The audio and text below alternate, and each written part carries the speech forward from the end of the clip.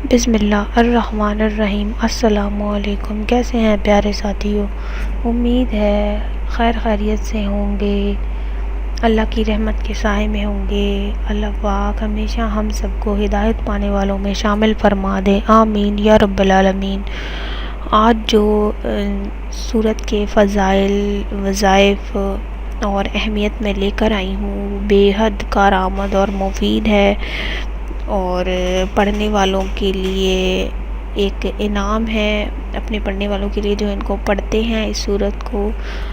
اور سورت بتانے سے پہلے ایک چھوٹی سی درخواست ہے، ہمارے چینل کو سبسکرائب کر لیں اور ویڈیو کو لائک کریں اور اپنے فرینڈز کے ساتھ سوشل میڈیا اکاؤنٹ میں شیئر کریں، تاکہ آپ ایک چھوٹی سی نیکی میں آپ بھی ہمارے ساتھ شامل ہو سکیں۔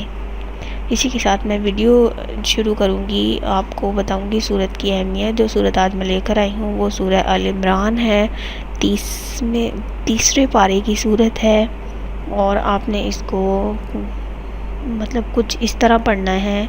ویسے تو بے حد فوائد ہیں اس کے، جو سب سے بڑا فائدہ اس کا یہ ہے وہ ہے قرض سے نجات کی۔ جتنا بڑا مرضی قرضہ ہوگا، جس کی ادا کرنے کی کوئی صورت نہیں نکلتی ہوگی، آپ نے کیا کرنا ہے، 3 بار سورہ آل عمران پڑھنی ہے اور پانی پر دم کر لینا ہے، وہ پانی رکھ لینا ہے۔ جو قرض لینے کے لیے آئے، آپ نے وہ پانی اس کو پلا دینا ہے، کوشش کرنی ہے اگر وہ نہ پی سکے تو کم از کم چھینٹے مار دیں، چھینٹے نہیں مار سکتے تو اس پانی کو بہتے دریا میں بہا دیں۔